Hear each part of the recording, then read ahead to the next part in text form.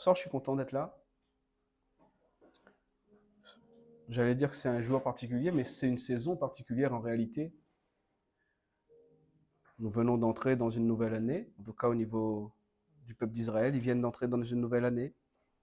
Et nous croyons que Jésus revient bientôt. Nous le croyons, nous le prêchons. Jésus est venu il y a 2000 ans et il est mort sur une croix. Il a donné sa vie pour que chacun de nous, quelqu'un ici, puisse croire en lui et accepter qu'il s'est donné pour qu'on soit sauvé. Vous savez que Dieu aime l'homme avec un grand H. Dieu aime l'homme avec un grand H. Dieu aime l'homme, Dieu aime la femme. Dieu aime chacun d'entre nous. Mais Dieu ne peut pas accepter le péché. Dieu, s'il y a une chose qu'il a en horreur, et c'est ça le bon terme, si Dieu a une chose en horreur, c'est le péché. Jésus avait en horreur le péché. Jésus, le Fils de Dieu, était dans le ciel de gloire, il n'avait pas péché, mais il était envoyé sur terre pour prendre nos péchés. Et alors même qu'il est Fils de Dieu, qu'il a en horreur le péché, par amour pour nous, il a accepté de prendre tous nos péchés. C'est-à-dire que son amour pour nous était plus fort que l'horreur qu'il avait contre les péchés.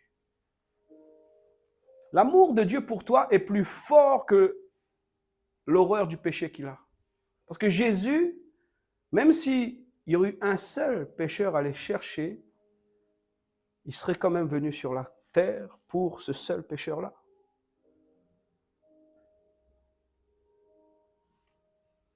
Ce soir, je veux dire à quelqu'un, ton chemin est tracé. Je veux dire à quelqu'un, vraiment, ton chemin est tracé. N'essaye pas de tracer ton chemin toi-même. Beaucoup ont essayé de se tracer un chemin et ils ont échoué. Mais 100% des gens qui ont laissé Jésus tracer leur chemin, ou 100% des gens qui ont plutôt suivi le chemin que Jésus a tracé pour eux, ont eu un franc succès. Je ne dis pas que la vie chrétienne est une vie bisounours, une vie où tout est toujours rose et tout est toujours facile. La Bible dit que dans la fin des temps, nous serons persécutés. Mais, donc la vie chrétienne n'est pas facile. Il y aura des persécutions, et il y en a, et nous le voyons. C'est pas facile d'être chrétien aujourd'hui, mais je peux vous garantir que si tu acceptes Jésus, il vaut mieux que certains médias disent de mauvaises choses, entre guillemets, nous savons que ce n'est pas vrai, que d'aller en enfer.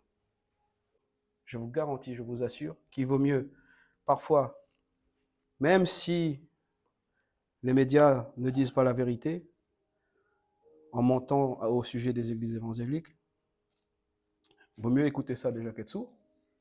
Ça, c'est un fait. Et de deux, la Bible dit que nous serons persécutés. Donc voilà. Je ne voulais pas en parler, mais j'en parle.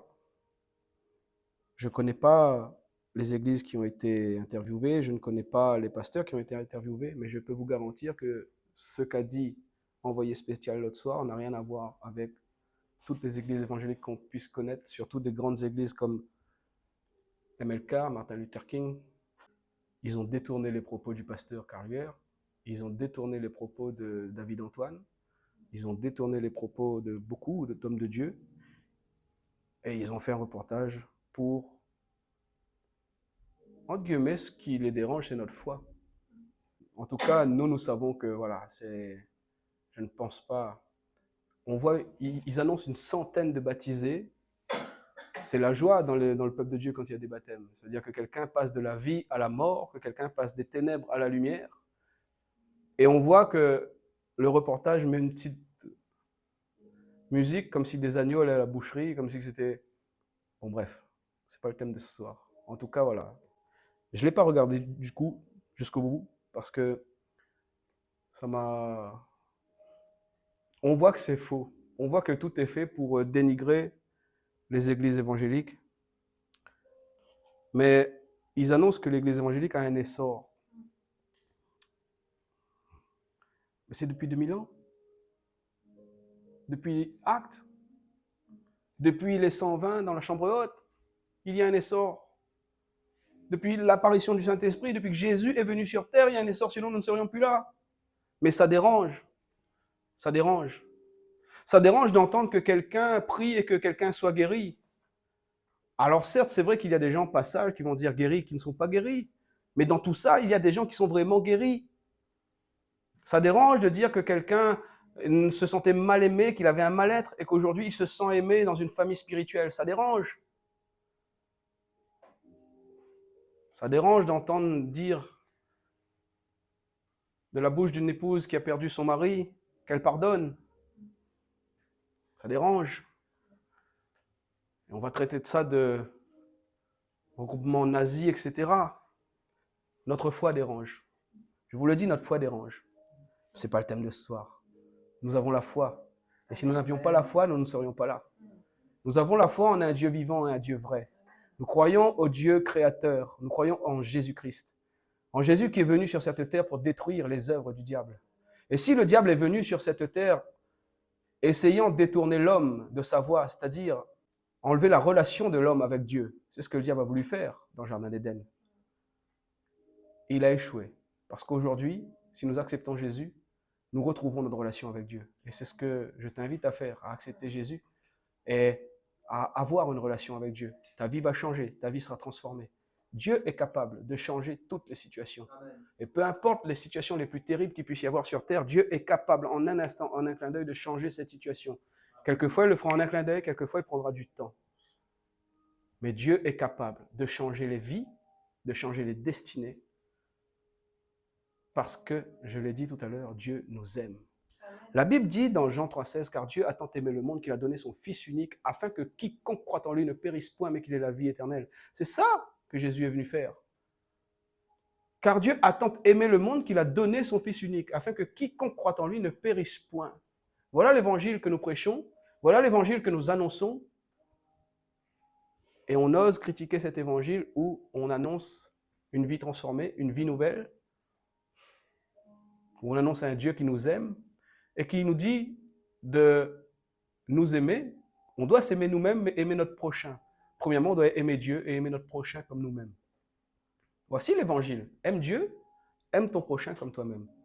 Qu'est-ce qu'il y a de mal là-dedans? Qu'est-ce qu'il y a de mal dans le fait de dire « fais aux autres ce que tu aimerais qu'on te fasse » Qu'est-ce qu'il y a de mal là-dedans? Mais je pose la question, qu'est-ce qu'il y a de mal dans le fait de dire à quelqu'un « fais à ton voisin, à ta voisine, à ton frère, à ta sœur, ce que tu aimerais qu'il te fasse ».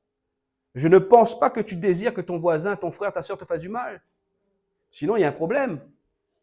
Mais en tant que gens équilibrés, nous n'avons pas de problème. Nous ne voulons pas le mal de personne. Et nous ne voulons pas faire le mal à personne. Nous aimons Dieu. Et nous aimons les gens. Et si nous pouvons aider les gens à sortir d'une situation, nous le ferons.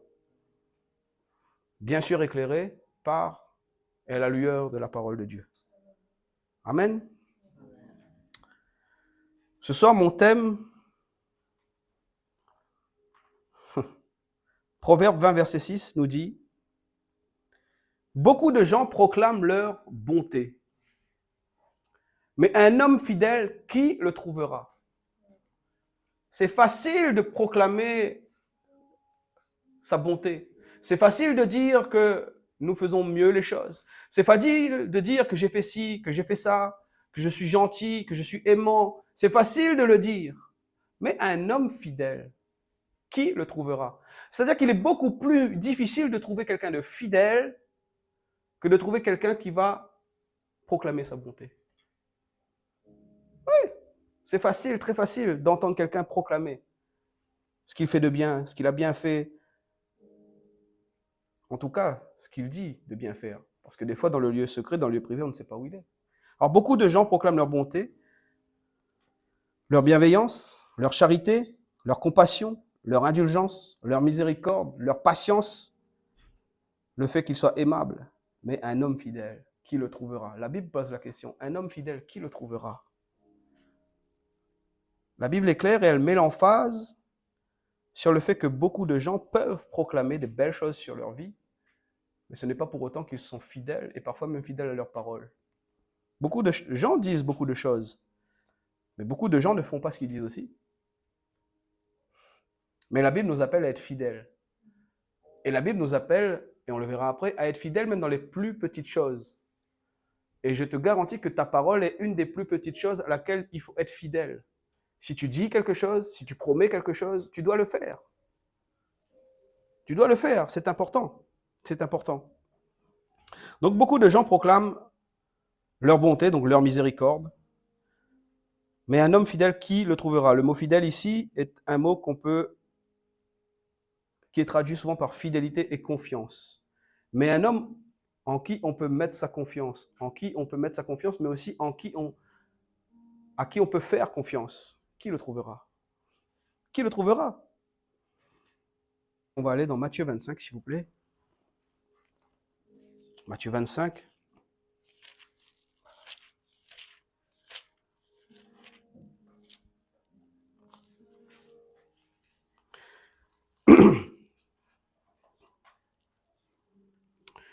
Et on va lire au verset 13, qui ne fait pas partie de mon thème de ce soir, mais qui est intéressant. Veillez donc, puisque vous ne savez ni le jour ni l'heure à laquelle le Fils de l'homme viendra. Donc ça, c'est pour répondre à ce que j'ai dit tout à l'heure, Jésus revient. Jésus revient chercher son épouse, les gens qui l'ont accepté, qui ont accepté de le suivre et qui marchent en nouveauté de vie avec lui. Jésus revient bientôt. Jésus est venu il y a 2000 ans, il est parti au ciel, il va revenir bientôt récupérer son église sur les nuées. Nous partirons au ciel avec lui et nous reviendrons régner ensuite. Voilà, le plan merveilleux que Dieu a prévu pour nous. Verset 14, il en sera d'un homme qui, partant pour un voyage, appela ses serviteurs et leur remit ses biens. Il donna 5 talents à l'un d'eux, à l'autre et 1 au troisième, à chacun selon sa capacité. Et il partit. Aussitôt, celui qui avait reçu les 5 talents s'en alla, les fit valoir, et il gagna 5 autres talents. De même, celui qui avait reçu les 2 talents en gagna 2 autres. Celui qui n'en avait reçu qu'un alla faire un creux dans la terre et cacha l'argent de son maître. Longtemps après, le maître de ses serviteurs revint et leur fit rendre compte. Celui qui avait reçu les 5 talents s'approcha en apportant 5 autres talents, et il dit, Seigneur, tu m'as remis 5 talents, voici, j'en ai gagné 5 autres. Son maître lui dit, c'est bien, bon et fidèle serviteur. Voici un autre verset qui nous parle de quelqu'un de bon et de quelqu'un de fidèle. Continuons notre lecture.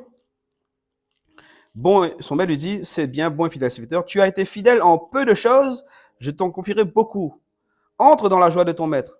Celui qui avait reçu 2 talents s'approcha aussi et il dit, Seigneur, tu m'as remis 2 talents, voici, j'en ai gagné 2 autres. Son maître lui dit, c'est bien, bon et fidèle serviteur, tu as été fidèle en peu de choses, je te confierai beaucoup. Entre dans la joie de ton maître. Celui qui n'avait reçu qu'un talent s'approcha ensuite et il dit, Seigneur, je savais que tu es un homme dur, qui moissonne où tu n'as pas semé et qui amasse où tu n'as pas vanné. J'ai eu peur et je suis allé cacher ton talent dans la terre. Voici, prends ce qui est à toi. Son maître lui répondit, serviteur méchant et paresseux, tu savais que je moissonne où je n'ai pas semé et que j'amasse où je n'ai pas vanné. Il te fallait donc remettre mon argent au banquier et à mon retour, j'aurai retiré ce qui est à moi avec un intérêt. Ôtez-lui donc le talent et donnez-lui à celui qui a 10 talents. Voilà un autre passage qui nous parle de quelqu'un de bon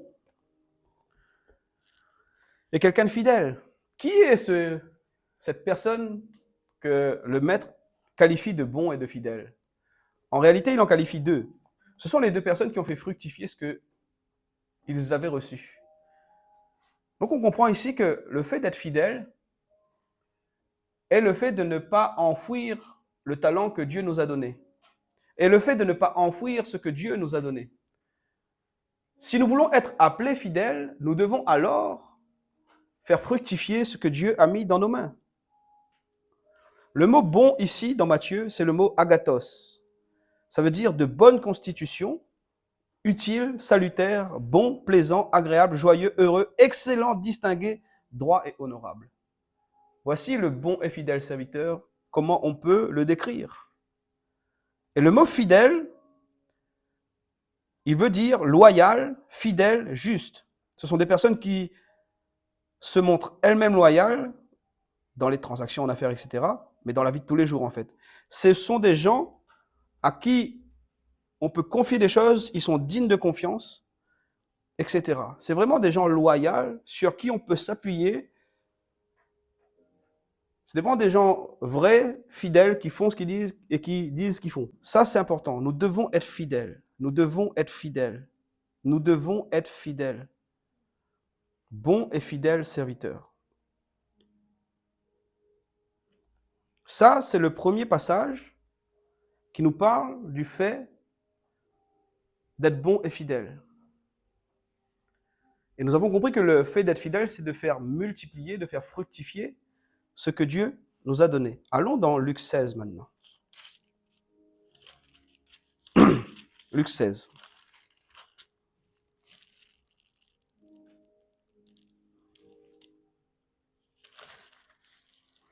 Bon, il est assez long le passage, mais on va le lire quand même. Verset 1. Jésus dit aussi à ses disciples, un homme riche avait un économe qui lui fut dénoncé comme dissipant ses biens. Il l'appela et lui dit, qu'est-ce que j'entends dire de toi? Rends compte de ton administration, car tu ne pourras plus administrer mes biens. L'économe dit en lui-même, que ferai-je, puisque mon maître m'ôte l'administration de ses biens? Travailler à la terre, je ne le puis. Mendier, j'en ai honte. Je sais ce que je ferai, pour qu'il y ait des gens qui me reçoivent dans leur maison, quand je serai destitué de mon emploi. Et, faisant venir chacun des débiteurs de son maître, il dit au premier, combien dois-tu à mon maître? 100 mesures d'huile, répondit-il. Et il lui dit, prends ton billet, assieds-toi vite et écris 50. Et il dit à un autre, et toi, combien dois-tu? 100 mesures de blé, répondit-il. Et il lui dit, prends ton billet et écris 80. Le maître loua l'économe infidèle. Vous imaginez, le maître vient de faire des reproches à son employé, mais parce que cet employé agit comme ça, il loue ce qu'il vient de faire. C'est-à-dire qu'en fait, cet homme, en faisant ceci, a été, entre guillemets, prudent et intelligent. Et on va comprendre des choses. On va comprendre des choses. Il dit ensuite à un autre, etc., verset 8, le maître loua l'économe infidèle de ce qu'il avait agi prudemment. Donc nous devons agir prudemment, car les enfants de ce siècle sont plus prudents à l'égard de leurs semblables que ne le sont les enfants de lumière. C'est là où nous comprenons beaucoup de choses. Nous devons être prudents. Nous devons être prudents. Parce que, comme la Bible dit que nous serons persécutés, nous devons être prudents. Nous devons vraiment être prudents. Je ne sais pas pourquoi je répète ça, mais soyons prudents. Soyez toujours prudents. Même quand vous prenez la route, soyez prudents. Et moi, je vous le dis, faites-vous des amis avec les richesses injustes pour qu'ils vous reçoivent dans les tabernacles éternels, quand vous viendrez à manquer. Celui qui est fidèle dans les moindres choses l'est aussi dans les grandes. Et c'est ça le verset que je voulais vous donner. Celui qui est fidèle dans les moindres choses l'est aussi dans les grandes. Et celui qui est injuste dans les moindres choses l'est aussi dans les grandes. Si donc vous n'avez pas été fidèle dans les richesses injustes, qui vous confiera les véritables? Et si vous n'avez pas été fidèle dans ce qui est à autrui, qui vous donnera ce qui est à vous? C'est-à-dire que nous avons compris que, et je l'ai dit tout à l'heure, Jésus est venu pour que nous soyons sauvés. Jésus est venu détruire les œuvres du diable. Et vous trouverez ça dans 1 Jean chapitre 3 verset 8. Jésus est venu détruire les œuvres du diable. Ceci est vraiment formidable. Quelle est l'œuvre du diable? L'œuvre du diable était de t'éloigner de Dieu, je l'ai dit tout à l'heure. Donc Jésus est venu détruire cette œuvre et aujourd'hui, tu peux reconnecter à Dieu. Ça, c'est un point important. Mais une fois que tu as accepté Jésus, parce que peut-être tu dois accepter Jésus, mais peut-être aussi tu as déjà accepté Jésus. Et si tu as déjà accepté Jésus, si tu crois en Jésus, pourquoi Jésus a permis que tu sois sauvé? Pourquoi Jésus a permis que tu puisses croire en lui? Bien sûr, pour connaître la vie éternelle au ciel. Nous le prêchons, nous le savons. Mais si Dieu a permis que tu puisses aussi le rencontrer, c'est pour réaliser des belles œuvres. La Bible dit que Dieu a préparé des belles œuvres afin que nous les pratiquions. Et vous trouverez ça dans Éphésiens.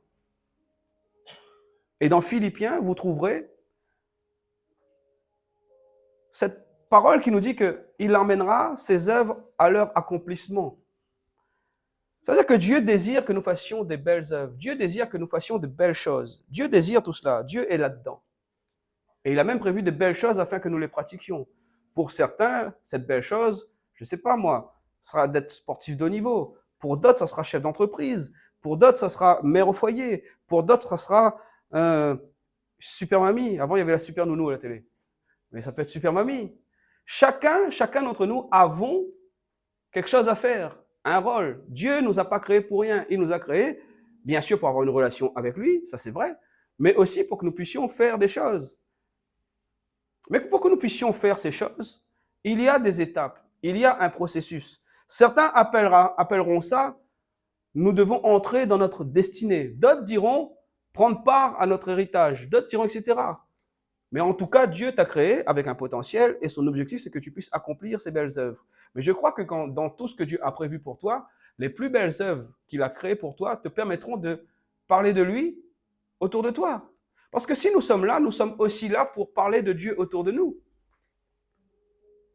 Parce que tout à l'heure, je disais, Dieu nous demande de l'aimer. Tu aimeras le Seigneur ton Dieu, n'est-ce pas? Et ton prochain comme toi-même.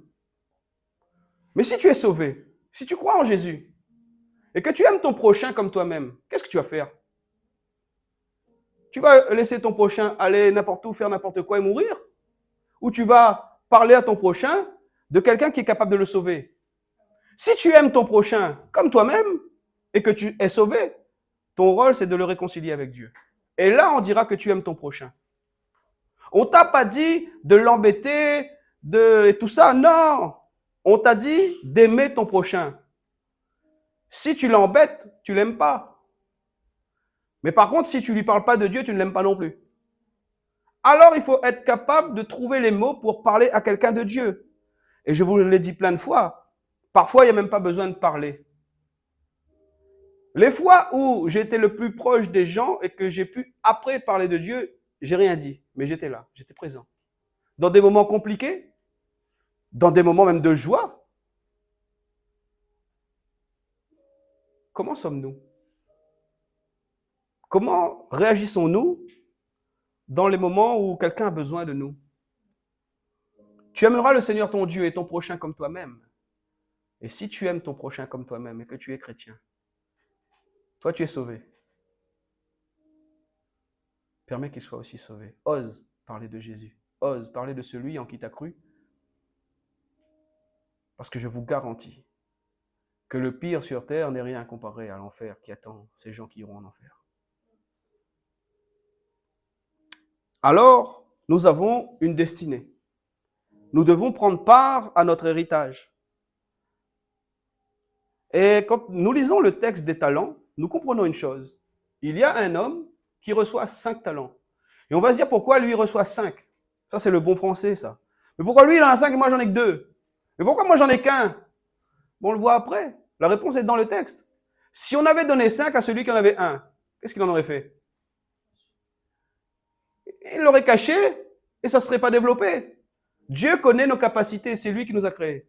Donc Dieu a donné 5 à celui qui est capable de faire multiplier le 5. Et il a donné 2 à celui qui est capable de travailler avec ce 2 et de le multiplier. Mais une chose est intéressante, c'est celui qui avait 5. Du coup, il a eu 10, mais on a pris même le 1 de celui qui avait rien fait, on lui a donné. Donc il se retrouve de 5 à 11. C'est-à-dire que Dieu a pour nous des plans, des projets, et nous devons travailler pour entrer dans ces plans. Nous devons être fidèles avec ce que Dieu nous donne. Si Dieu te donne 5, travaille avec ces 5. Mais si Dieu te donne 2, travaille avec ces 2. Mais si Dieu t'en donne qu'un aussi, ben travaille avec ce 1-là, mais travaille. Sois fidèle, travaille. Sois fidèle dans les petites choses. Et dans le texte de Luc que nous avons lu, la réponse est là, elle est claire. Sois fidèle dans les petites choses et on t'en confiera des grandes. Étape 1. Étape 2, sois fidèle avec les richesses injustes. Crée-toi des relations avec les richesses injustes. Crée-toi des relations avec les richesses. C'est ce qu'a fait l'économe. Et il a su se positionner, il a été prudent. Il a été prudent. Donc la Bible nous appelle à être fidèles, premièrement, dans les petites choses. Deuxièmement, dans les richesses injustes. Fais pas n'importe quoi avec ce que Dieu te donne. Et quelqu'un va me dire, mais moi, Dieu m'a rien donné, c'est j'ai travaillé. Oui, tu as travaillé, moi aussi je travaille, nous travaillons tous. Mais si Dieu ne te donne pas la santé, est-ce que tu iras travailler? Pas du tout. Donc soyons fidèles en fait avec les richesses injustes. Il y a des choses que tu as et rien ne revient à Dieu là-dedans. C'est pas normal. Sois fidèle aussi là-dedans. Et le troisième point, et là c'est un point important, c'est d'être fidèle avec les choses des autres. Et c'est ce qu'a fait ces deux du coup, celui qui avait 5 et celui qui avait 2. Ils ont eu 5, ils ont eu 2. Ce n'était pas à eux, c'était à autrui, à leur chef, et ils l'ont multiplié. Donc ils ont été fidèles dans les petites choses, parce qu'ils ont eu un talent et l'ont multiplié, mais ils ont été aussi fidèles avec les choses des autres. Et qui plus est, là aussi, c'était des talents, donc c'était de l'argent. Donc ils étaient fidèles dans les richesses aussi injustes, dans les trois. Donc nous avons besoin d'être fidèles. Maintenant, sur le chemin de notre héritage, sur le chemin de notre destinée, parce qu'en réalité, tout le monde veut grandir, tout le monde veut progresser. Je ne connais personne qui naît et qui désire rester bébé. Et je ne connais personne qui a un bébé qui désire que son bébé reste bébé. Tu as un bébé, tu désires que dans 20 ans, au moins, il soit, allez, on va dire 18, parce qu'ils sont majeurs à 18. À 18, qu'ils aient atteint la maturité et qu'ils puissent se débrouiller. Bon. Donc, on désire atteindre la maturité. Et avec Christ, c'est pareil. Nous naissons de nouveau et nous devons atteindre la maturité pour entrer dans notre héritage et faire ce que Dieu a prévu pour nous. Et si nous voulons faire ce que Dieu a prévu pour nous, il y a des étapes et il y a des tests. Et un des tests que Dieu fait le plus, c'est le test de la fidélité. Maintenant, sur le chemin de ta destinée, tu vas rencontrer souvent, pour ne pas dire toujours, 3 types de personnes. Il y a quelqu'un dans la Bible qui s'appelle le roi David. Et le roi David est entré dans sa destinée en devenant roi, n'est-ce pas? Le roi David est entré dans sa destinée en devenant roi. Maintenant, quand on regarde son chemin, son parcours, David était un jeune berger. Est-ce que c'est logique qu'un berger devienne roi? Normalement, quand tu es dans une famille royale, tu deviens roi. Quand tu es berger, bon, aujourd'hui, c'est vrai qu'on fait ce qu'on veut. Je suis fils d'agriculteur, mais je ne suis pas agriculteur. Mais à l'époque, normalement, tu reprenais la ferme de ton père. Donc David, berger, et il devient roi. Quelles sont les étapes que David a suivies pour devenir roi? Parce que David a été oint par le prophète Samuel, et on a dit qu'il était roi. Mais est-ce qu'il a été roi tout de suite du jour au lendemain? Ou est-ce qu'il y a eu des étapes pour qu'il devienne roi? Le prophète dit qu'il est roi. Et c'est là l'erreur que beaucoup font. Un prophète parle, un homme de Dieu parle, un ami qui prie, voit, dit, Dieu a prévu ça pour toi. Mais tu crois déjà que tu y es alors que tu n'as même pas commencé le cheminement. Le prophète voit ce que tu seras dans le futur. L'homme de Dieu voit ce que tu seras dans le futur. Mais il n'a pas dit que tu es déjà comme ça. Il y a des étapes, il y a un cheminement. Donc David, le prophète, arrive et lui met de l'huile sur la tête et lui dit, tu seras le futur roi. Mais au moment où il dit ça à David, il y a un roi en place. Il y a le roi Saül. Et c'est ainsi sur le chemin de ta destinée, tu veux être footballeur professionnel, mais il y a déjà des footballeurs professionnels, n'est-ce pas? Donc qu'est-ce que tu devras faire? Être fidèle à ce que tu as. Tu as déjà un potentiel, mais si tu restes chez toi à jouer à la play, tu ne seras jamais footballeur professionnel. Jamais. D'ailleurs, les meilleurs sont qui? Sont ceux qui travaillent le plus. Je ne connais pas le football, hein, moi je suis rugbyman. Mais je sais que Ronaldo, Giroud, ils ne sont pas tout jeunes. Ils ont mon âge à peu près. Mais je ne me verrai pas faire ce qu'ils font. Parce qu'eux, ils travaillent. Le football en tout cas. Donc ils ont été fidèles avec le talent, ils l'ont développé. Donc David a été annoncé roi, mais n'était pas roi. Pourquoi? Parce qu'à la place, il y avait déjà un roi. Et c'est là où David a respecté tous les codes, où David a respecté tous les principes et tous les préceptes. David a été prophétisé roi. Ensuite,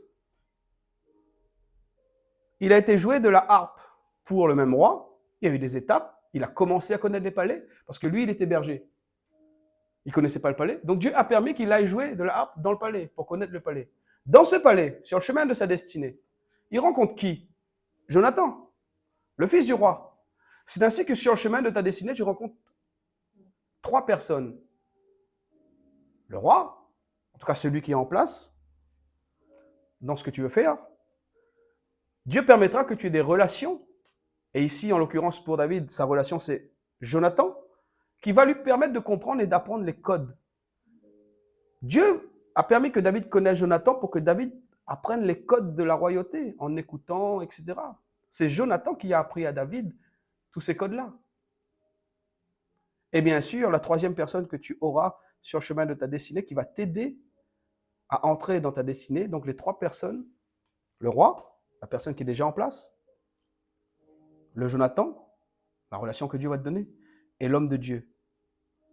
L'homme de Dieu. Dieu permettra toujours qu'il y ait un homme de Dieu pour prier pour toi, un homme de Dieu pour te conseiller, un homme de Dieu pour t'aider. Mais encore faut-il aller voir cet homme de Dieu-là. L'histoire de David, elle est formidable, on pourrait parler des heures. Donc sur le chemin de ta destinée, il y aura toujours ces trois personnages-là. Une chose importante, c'est que David a toujours respecté le roi qui était en place. Il n'a pas fait de coup d'État, il n'a pas trahi le roi. Il était dans les palais, il aurait pu voir les gens et dire, mais parce que le roi Saül était fou quand même à un moment donné. Il aurait pu aller voir tout le monde et dire, mais le roi est fou, vous voyez pas, le roi est fou, mais moi je suis David, je suis déjà appelé roi par le prophète, mais mettez-moi à la place. Non. David était fidèle, il n'a jamais trahi le roi, jamais, jamais, jamais. Le roi même à un moment donné voulait tuer David. Et David à 2 reprises aurait pu mettre fin à la vie du roi, mais il a dit, je ne toucherai point à loin de l'Éternel. Parce que David était fidèle, juste, droit. Donc sur le chemin de ta destinée, tu trouveras ces trois personnes et tu devras avoir le discernement de comprendre qui est le roi en place. Là, dans l'histoire de David, c'était un mauvais roi. Quelquefois, ça peut être un bon roi. Tu es appelé, je ne sais pas, moi, être pasteur. Peut-être. Eh bien, travaille avec ton pasteur. Et dans ce cas-là précis, le pasteur sera à la fois le roi en place et le prophète. Et c'est là que tu devras travailler avec lui pour comprendre, pour avancer, etc., jusqu'à ce que toi, tu puisses entrer et prendre part à ton héritage. Donc, il y a des étapes. Pour que nous puissions entrer dans notre destinée, réaliser les plans de Dieu pour nous, il y a des étapes. Il ne faut pas les brûler, il ne faut pas les griller, il faut juste voir, observer, connaître ce que nous pouvons et nous devons faire. Amen. Donc le roi David est passé d'un état de berger à un état de roi, en étant fidèle dans les petites choses, en étant fidèle dans les choses d'autrui, dans les petites choses parce qu'il était tout d'abord gardien des brebis de son père, il était fidèle là-dedans, fidèle dans les choses d'autrui, parce que dans les palais, il a été intègre, etc., comme je vous l'ai dit. Et ensuite, une fois roi, etc., il a été fidèle avec ce que Dieu lui avait confié. Alors, ce message de ce soir est un message en réalité simple. Il est en 2 phases. La phase de dire, tu dois accepter Jésus. Ça, c'est indéniable. Nous devons tous accepter Jésus, parce que Jésus nous aime. Mais une fois que nous avons accepté Jésus, Jésus permettra que nous puissions avancer, grandir, aller de l'avant. Et peut-être que ta vie est très bien et que tu n'as pas envie de la changer, gloire à Dieu. Mais peut-être que des fois, tu te dis, il y a des choses que j'aimerais voir évoluer dans ma vie. Il y a des choses que j'aimerais voir changer dans ma vie. Et tu as essayé de changer toi-même, par toi-même, et tu n'y es pas arrivé. Mais si ce soir tu oses laisser Jésus agir dans ta vie, je veux croire que alors elle changera. Et alors que ta vie change, tu pourras réaliser ces belles œuvres que Dieu a préparées pour toi. Parce qu'en réalité, quand je vous dis que Dieu change un homme, une femme, Dieu le fait. Ceux de l'Église me connaissent mon témoignage, et ils savent que je suis quelqu'un plutôt d'introverti, moi, à la base. Je ne parlais pas beaucoup aux gens, et si je pouvais être tranquille tout seul, loin de tout, c'était bien. Et Dieu m'a conduit à un sport qui s'appelle le rugby, qui a permis que je puisse être un peu plus sociable, ça c'était déjà bien. Et Dieu m'a donné un métier, je suis commercial, représentant, responsable de zone aujourd'hui, mais j'ai commencé par être commercial, où je devais obligatoirement aller vers les gens. Et je ne comprenais pas, je dis, Seigneur, mais moi, j'aime pas ça, je ne veux pas aller... Mais c'était mon métier, il fallait que je mange. Mais j'étais fidèle là-dedans, fidèle dans les petites choses. Et aujourd'hui, Dieu me permet de partager des messages, de prêcher l'évangile, de chanter. Et c'est Dieu qui change les cœurs. Nous n'avons aucune capacité. La seule capacité que nous avons, c'est de prier. Et encore, cette capacité-là, elle vient de Dieu. Cette capacité-là. Parce que si nous pouvons prier, parler comme ça, c'est que Dieu le veut. Et que Dieu le permet. C'est vrai qu'il y a des gens qui ne peuvent pas prier. Il y a des gens qui sont dans la souffrance et tout. Mais nous sommes en bonne santé, nous le serons, par la grâce de Dieu. Et nous pouvons prier, nous pouvons nous tenir là, et nous sommes heureux vraiment de pouvoir nous tenir devant Dieu. Alors, ce soit un message simple, vraiment très simple. Je n'ai pas voulu faire de grandes études ce soir, je n'ai pas voulu prêcher pendant 2 heures, je n'ai pas voulu prêcher pendant 1 heure non plus. J'ai voulu juste motiver quelqu'un. Parce que je sais au fond qu'il y a quelqu'un ici qui veut aller plus loin avec Dieu. Je sais aussi qu'il y a quelqu'un ici qui doit s'approcher de Dieu. Mais je sais qu'il y a quelqu'un qui veut aller plus loin avec Dieu. Mais il ne sait pas comment faire. Sois fidèle dans les petites choses que Dieu t'a confiées. C'est-à-dire dans ta prière de tous les jours, dans la lecture de ta Bible de tous les jours. Sois fidèle déjà là-dedans. Sois fidèle avec les choses d'autrui. Et sois fidèle avec les richesses injustes, entre guillemets. Et tu verras que tu entreras dans le chemin de ta destinée. Ne cours pas trop vite. Il vaut mieux prendre son temps mais arriver à bon port que de vouloir courir et des fois de ne pas y arriver. Même si on est pressé, on a envie de voir Dieu agir dans nos vies, on a envie de faire de grandes choses souvent. La plus grande chose que tu pourras faire, c'est quand Jésus revient d'aller au ciel avec lui. C'est ça la plus belle des choses. Parce que tu peux faire ce que tu veux, de beau, de grand, de magnifique. Si tu ne vas pas au ciel, tu as tout gâté, tu as tout raté, gâché. Tu as tout gâché, tu as tout raté. La plus belle chose que nous pouvons faire, c'est de continuer la course, d'achever la course jusqu'au bout. Et si sur cette course que nous faisons, entre guillemets, nous pouvons emmener d'autres à courir avec nous vers Jésus, on aura gagné. Alors, soyez bénis.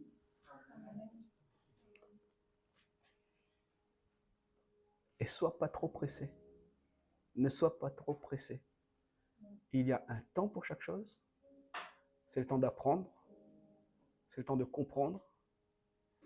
Arrivera le temps où il faudra mettre en application. Mais là, pour le moment, sois patient, apprends.